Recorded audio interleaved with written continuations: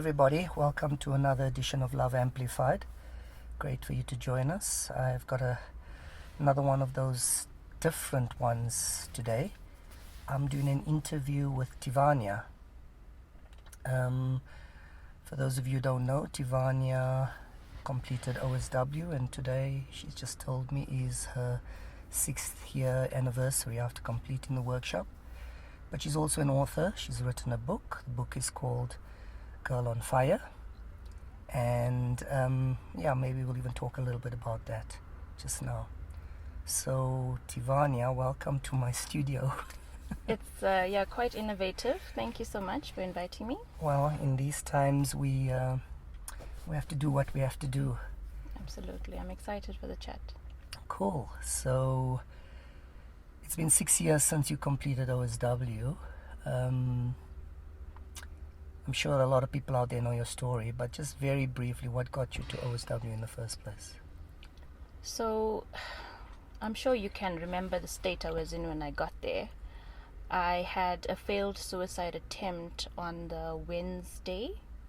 On Thursday, my manager at the time recognized that something was not okay, and that for me was spiritual divine intervention. And she cornered me and gave me an ultimatum that I would lose my job if I didn't give her 10 minutes of having a conversation with Gavin. Gavin called me the Thursday, and under duress, I agreed to attend this workshop. All he asked me to do was just give him 3 days of my time, and then however I felt on the Sunday, I could go about whatever I wanted to do. But needless to say, I'm here. Okay, so firstly, I think what's important to recognize is that somebody saw you in pain. Somebody noticed that something wasn't okay, and they reached out. And I think that's an important thing for our viewers, is firstly this idea of being aware of those around you and reaching out to those around you. And I know you've kind of gone on to a whole lot of other things which we'll talk about, but as a starting point, what kind of feeling do you have for that person that helped you at that point, firstly? So the irony is that I never really got on with my manager. I was actually being primed for her role, and then she came in and was placed in that position. But the amount of love that I have for her now, the respect and the adoration that I have, the gratitude, because I was an extremely difficult person. I was not approachable, but she came in at a stance, and I think, she had done the workshop, so she obviously came in, I thought was hard, because she said to me, you're going to lose your job. You need to just do this. But it was, when I look at it now in hindsight, it was done with the absolute amount of compassion and empathy to say that I see you. Mm-hmm. And for years I had thought that I was doing an amazing job of hiding it. I went about my business. At that stage I was in charge of probably 60 people in a very prominent law firm. I thought I had it together in terms of the facade. But whatever it is that she saw, it connected, and the gratitude that I have for her, it's immeasurable. And I mean, there's another thing is, we think the world doesn't know, but the world sees everything. Oh, 100%. Absolutely. Yeah. It's hard to cover up. People pretend they don't see it, but ultimately everybody sees it, everybody feels it, they sense it in your energy. And we go about so much in this facade of playing this game of hide and seek kind of thing, and it leads to a lot of pain. So you got to OSW, and what was the experience like for you? Wow. I remember quite vividly the Friday. I felt like the Walking Dead, and I think somebody did tell me that. I think the feedback for the Friday was I'm barely breathing. and my guts were on the floor. But it was the first time that I had felt I was in a position to open up and share my truth. And I think that is why I've become so adamant and such an advocate now for truth telling, because I know what the lies had done, the lying to myself, what it did. And for the first time in my life, I could show up and be seen for who I truly am. And I was given a space to just say all the things that I just couldn't say for years. So it was extremely hard. There were moments where I thought I'm literally gonna die from the pain. But what transcended on the Sunday is something that I will never forget for the rest of my life. I felt a sense of freedom. I felt so much of love. The love was palpable, and I can recognize key parts of that weekend that it transformed my life forever. And what was it like when you emerged? Did you integrate fully into your life? Was it a struggle? Because a lot of people, some kind of just launch into their lives and fly high. Some people really experience difficulty integrating. For some people, it's a roller coaster ride. What was it like for you? It was an absolute roller coaster. I came out of there on the Sunday thinking I'm absolutely invincible. You will recall some of our conversations where I resigned from work on the Monday. I was literally soaring, but I crashed just as quickly because I thought the journey was over. I didn't know then that it was literally just beginning. After doing OSW, I desperately wanted to pursue this dream of writing, but it was hard. I thought everything was going to happen instantaneously, and I found that, people around me hadn't changed. I changed, and I didn't know how to relate to people after that. And, relationships ended, and, I went, on this real process of discovery, trying to find, that feeling again of what is real and true for me. And I would say to you that it's only been in the last couple of years since finishing my book that I can say with conviction, I know who I am now. But it was a lot of mistakes, and I think it was just layers and layers that needed to be unveiled, and they're still being unveiled. So I think the greatest gift is the gift of awareness that I got, but the onus is on me now to continue the work. And I think I really struggled with that because I thought everything around me will miraculously change, and it didn't. I had changed, and inevitably I had to then reassess what was important and how I wanted to live my life and who I wanted to share my life with. Yeah, and I think that's a problem for a lot of people once they go through a process like this, is they come out feeling invincible, and that sense of invincibility gets them to relax almost and think like the work is done. But as we say on the end of the workshop, it's just the beginning now. Now you have to do the work, and the work never ends. It's a constant thing. Absolutely. And what has that work been like for you since? I know a little bit about what your life has been since, and I know some of the struggles that you've had. Maybe what's been your biggest struggle since? Or maybe your biggest struggle all the time? Yeah, so my coach Vivashan knows this quite intimately because it's a recurrent theme of self-love. The narrative for all of my life is I'm not enough, and that has been really difficult to transcend. So even after I'd accomplished all of these different things, the self-love journey was one that I sort of navigated past.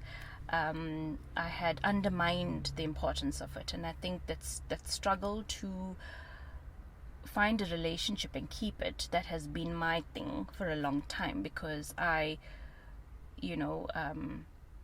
needed to connect and fall in love with myself, which has been something that I've been now actively doing. I started being coached by Vivashan formally and officially in November last year, I think, and it's the difference it's made for me has been unbelievable. So that can never be underestimated. Okay, so first of all, the idea of having a coach, the idea of having a sounding board, somebody who is able to give you insight into different perspectives, what's that like for you? Oh, it's completely intangible, the benefits, because there's only so much that I know cognitively, so I immerse myself in learning continuously. I'm doing the work, I'm reading and I'm listening to the stuff, and I'm trying, but that's only from my perception. So when I bounce all of these ideas onto my coach and we talk things through, there is a whole different dimension of understanding that comes. The things that I've learned about who I am in this time that I've been coached by him, it's just unbelievable. It's unbelievable. It's stuff that I had known cognitively, but to understand it on a visceral level, to feel it at that level, is something that has been immeasurable for me. And Vivashan is not just my coach, he's family, he's my friend. I consider him to be family. So his methodology has been so refreshing, and I think that having someone that I know is there anytime, to be able to just pick up the phone and say, I'm really struggling with this, can we just talk it through? It's the benefits are just unbelievable for me. And then that big struggle of yours, you spoke about relationships. Okay, what have you learnt about yourself with regards to the failed relationships? What has been your takeaway around that? And I know you've already spoken about it in terms of the self-love. Okay, is that enough? And how do you carry that into your relationships? Because are you in a relationship now? No. Okay, so you're going to go into another relationship at some time, right? Hopefully. Okay. And what are you going to do different? How are you going to use this aspect of self-love and integrate that into your next relationship? So I think what I've done, or my mistake has always been to give off which is not a mistake actually, but I've never believed that I was deserving of receiving. So it's been very difficult for me to receive love, to feel that I am enough as I am without having to do XYZ to sort of earn the love. And what do you do as a result of not feeling enough to receive love? How do you kind of block it or push people away? So my thing has always, I fight. I think that's most when we create drama where it doesn't need to exist. But for me, it's been quite interesting that I tolerate and absorb a lot of the issues that someone would bring into the relationship, and then I want to fix every single thing. I want to sort of coach them to live up to the highest potential of who they are, as opposed to the reality of who they are. And so when they don't measure up to that, then I'm like, this is not working for me. But in actual fact, all of those relationships served as a mirror for me. So I've in effect been in relationship with myself. And what did you see in the mirror? The good and the bad?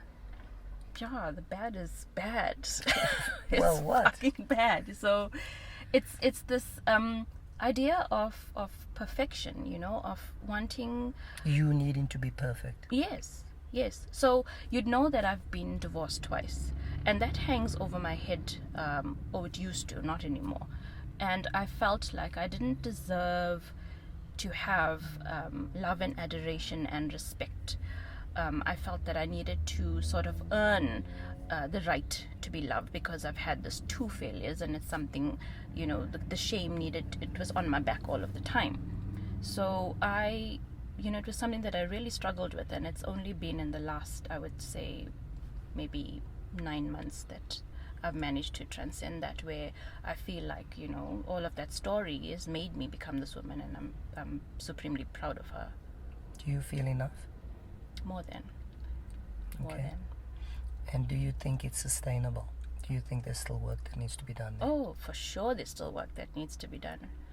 I think that it's a process, and I know that if I'm put into another relationship now, I'm going to be triggered, and it's about how I do things differently. My problem is that I really struggle with having a man lead. I am a powerful personality, and I feel like I know the answers to everything. So, being still enough to receive, to listen, and all of those things, it's been really, really important lessons for me to learn. So the journey is ongoing. It's never going to stop. Yeah, I think one of the things I learned in my life is that when you're not in a relationship, life is easy. Okay, you can operate at a completely different level because you don't have this constant mirror right next to you all the time reflecting you back to yourself. And the moment you go into a relationship, of course there's the honeymoon period, which is fun and all of that, but then when things get serious and then you start getting this reflection back, that's when the breakdowns start to happen in a relationship, and then that's when the real work needs to be done. So this let's call it a convalescent period for you between your relationships is a great time to consolidate and learn. But the real test, like you said, is when you step into that next one.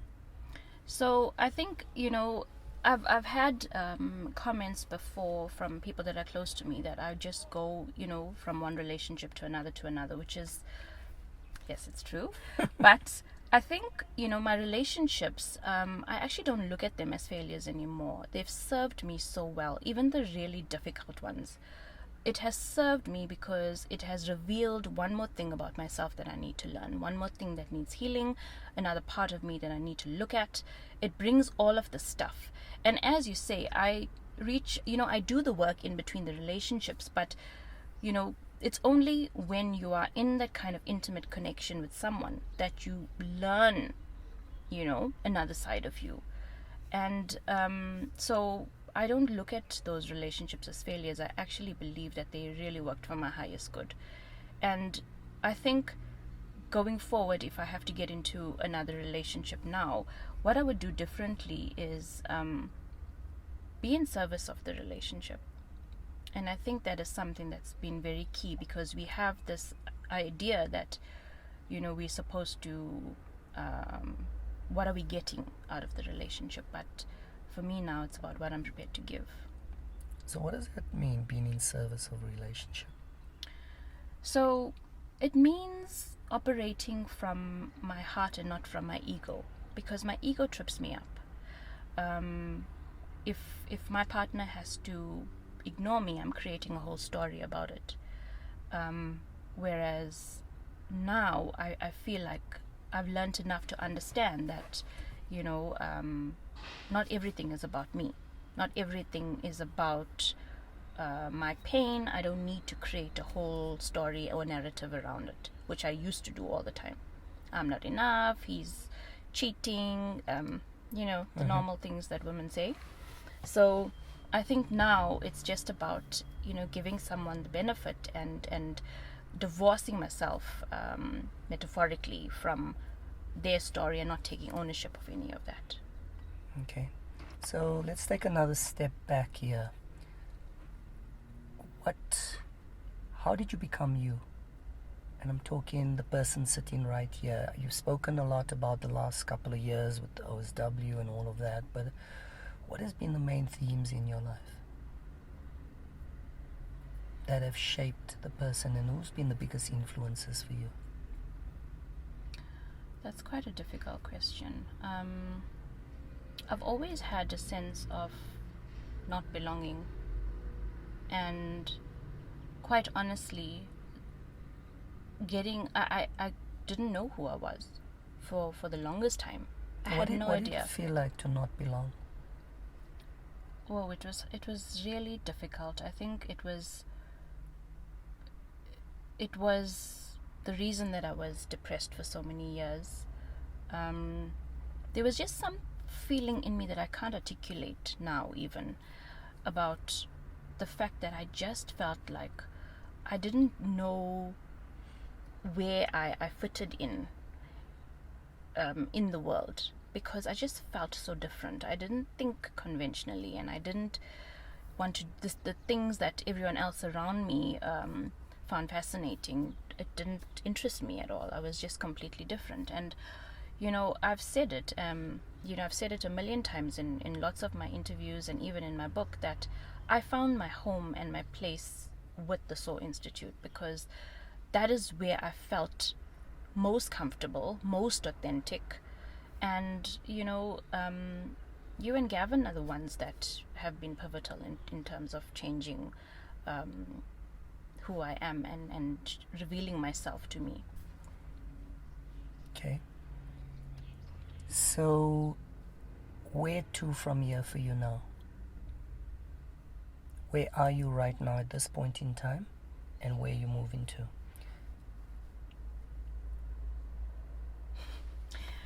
I think I'm an eternal student. I am in a place where I just want to lap up, or absorb rather, every single thing that I possibly can about how I want to show up in this world. Love is the greatest theme in my life at the moment. Everything that I do and I want to do emanates from love and from peace, which is my essence. And for me, the external stuff, so the accolades are really great, but it's about affecting change, and doing that through the example of my life, and not by what I say, but being a living testament to everything that I'm trying to teach. So for me, it's about wanting to explore the dimensions of love in all of its multifaceted ways, and just being able to express more of who I am in the world. That is my goal. Okay. What has being a mother taught you about you? Wow. This has been it's been quite a journey with my children, because I'm the first to admit that prior to doing OSW, I was a piss-ass mother. I was not present. I was not emotive. I really struggled to embrace my children. And since then, I've got the most amazing relationship with my kids now, because I show up for them every day. And more than that, I learn from them every day. My 18-year-old is the most feistiest, opinionated one ever. And, there's so much of love and laughter and connection that I have now. And, my son is love personified. And my children make me want to be better for them, to be an example. And as I see my ways shaping my daughter and how she's showing up as an adult in the world, I have such a sense of pride. Because if I was the same mother, and if I mothered the same way as I did 6 years ago, I don't think either of my kids would be as loving and as gentle as they are now. So, as you transformed, okay, as an individual, your relationship with them transformed, and obviously that had a very positive knock-on effect on them and who they becoming right now. Yeah. And I think that's a powerful thing for parents. When I used to still facilitate the children's workshops, when children were struggling with issues, invariably those issues stemmed from the parents. And as soon as the parents cleared up their stuff, the child's issues would dissipate almost immediately. Yeah, I've seen that 100 times. I don't want to share too much of my daughter's story because it's not mine to share, but she's become such a formidable character now, She used to be someone that was quite withdrawn and, very much invisible the way I used to be. And, I recognize a lot of how I was as a young girl. I could see that, and she would emulate a lot of my very bad ways. And now she just holds her own. And the conversations that we have and her wisdom just shocks me sometimes. But I've had to learn how to have those hard conversations with my daughter about things that, I never really got to speak about. I was very quiet and withdrawn, and I was silent for many, many years. And I've given my daughter a voice, and I see that the change in me and the shift in me, what that's done for her, in able to identify as a woman in this world and what that means for her. So the new Tivania kind of thing, as her emulating that strength, that confidence that you exude now, she's obviously fed off that, and she's getting a sense of her own strength and power and confidence, and that's where it's coming from for her. Yes, absolutely. I think it's just it's not a spill off from me. So it's not that she is now in my shadow. A little you. No, a not mini-me kind yes. of thing. Well, I call her mini me because she's the thinner version of me, but she's her own personality, and she's discovering her own voice, her own unique way of being, of showing up in this world. But all I've done is given her the permission to be expressive and to tap into herself whenever things come up for her. Mm-hmm. And she finds the answers, and her personality is vastly different from mine, and I don't really need to worry about how she'll operate in the world. I think she's sort of figuring out exactly who she is and what her essence is. I see it very clearly in her, and she's said it many times before, but it's got nothing to do with me. It's completely different. Okay. Talk to me about your writing and what that has meant for you, and obviously publishing your book. And is there anything else? So, this is so it's such an emotional conversation to have for me, because I used to love poetry and writing. I did drama in school, but I just thought it wasn't the popular thing to do. At that time, we're talking about 20 years ago. It wasn't, creativity wasn't as accepted as it is now. And there was a prescribed way, you had to be a doctor, lawyer, accountant, whatever. So that was something that I had stifled. But that spark in me of wanting to write, of wanting to share my words, of wanting to express myself in that way, I suppressed it. And then I decided to study journalism very later on in my life, and then I sat with that qualification for a good couple of years, not doing a damn thing about it. And then I did OSW, and everything changed. There was nothing more important to me than expressing who I am. For a long time, my biggest fear was, what on earth could I possibly say that's going to be different from everything everyone else is saying? Who will relate to my story? And so I played it small for a long time. My book, I'd started, and it took me 5 years to complete. But the timing was so perfect, because I needed to go through so many things and learn so many things. So I think it's such an honor now to be able to be in this position where I'm an editor and I'm a published author, and people pay attention to what I say, because everything that I say is just the truth of who I am. And I think there's nothing more beautiful than that for me. So obviously having your book published has given more credibility to your words, and I'm talking from an external perspective, because I think everybody has a story to tell. Most people don't believe, like you say, their story's worth anything or unique in any way. And when somebody else, some external source, acknowledges your story, it does something for you. Okay? And that is in itself a sense of the not enoughness that we all operate from. We need this external validation. And, once it's there, it's fantastic. But to get attached to it can also be part of a breakdown. Because when it's no longer there, and I've seen that with people, that they're in the limelight for a certain reason or whatever, and then the light shifts elsewhere, as it would from time to time, and suddenly they become less than once more. Okay? And I think that's an important lesson with regards to our own stories, is they are unique. And if you were to say to people out there looking at their own stories and wanting to put it out there, what sort of advice would you give them? So when I had written my book and published it, it was for me.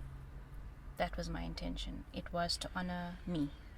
And I think it is incredibly important that we are able to share our stories, not just for the world to see, or to, for me it was an affirmation to me.